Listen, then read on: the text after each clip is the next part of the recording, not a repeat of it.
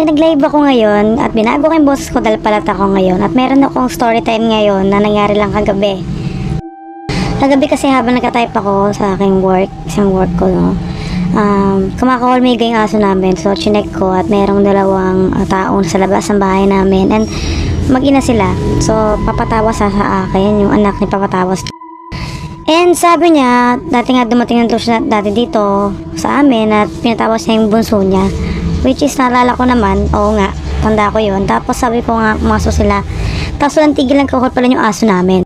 Ay, baka itsura ng bata, yung anak niya. Ang daming sugat dito ng mga tubig-tubig. Ganon. So, parang ang daming sugat. Tapos ang dilim ng aura niya. Sabi ko parang may something yung bata, no? Hindi, pinapasok na, no? Nangangamba ako sa aso namin kasi nagwawala talaga siya. At tinawag ko pong nanay ko kasi yan. Di nagkukwentuhan sila habang tinatanong ko kung nangyari sa bata, kung ilang linggo na ba o araw yung naranasan ng bata na sugat-sugat na ganon. Para kasi siyang mamaso, kung titingnan mo, mukha siyang mamaso talaga. Then sabi nung nanay niya, almost a week na daw na ganon yung anak niya. Hindi pa rin nagaling.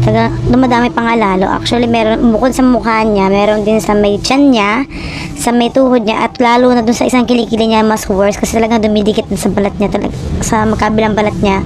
Sobrang worse na yung sa kilikili niya, ang dami. Tapos yun nga, kwento ng nanay, lagi na doon naglalaro yung anak niya. Before dun mangyari yun, naglalaro yung anak niya sa ilog, saka sa mga puno-puno. Nangangawil yung anak niya. Actually, nangangawil yung anak niya sa ilog daw. Nangangawil sila doon. Tapos yun nga, sabi ko, sige po, tingnan natin, pinakano ko yung name and yung birthday ng bata. Tapos habang ginagawa ko nga siya, si mama, saka si nanay, yung nanay ng bata, nagkukwentuhan sila about tikbalan. Nabanggit ng nanay na sa place nila ay madami na tikbalang, mga kung ano-ano daw. Minsan doon nakakita siya ng mga itim na tao o kung ano-ano man. So, base sa sinasabi niya is active din yung third day niya o nakakakita din talaga siya. So, hinala din niya baka tikbalang daw or something, ganyan. Kasi sa tagal nga daw, baka hindi naman daw talaga medical condition. Yun yung parang pinopoint niya. Although hindi direct, pero ganun yung na-feel kung sinasabi niya, no? Habang nagkukwentuhan sila about sa tikbalang, si mama ko sinare din ng mama na dati meron siyang tikbalang na nagkakagusto sa kanya, which is bantay niya na ngayon, no? Kaya share nila yon. Tapos yung mga ulo doy kabayo, ganyan. Sabi ko, kabayo talaga, ano talaga, ganun talaga yung itsura ng tikbalang. Kasi sabi nung nanay, nakakita rin siya dati ng gano'n. So, kakatikbalang na nagkakatikbalang. Ayun, paglabas ng tawas o paglabas ng sa papel, ay tikbalang nga talaga yung lumabas sa ulo ng kabayo.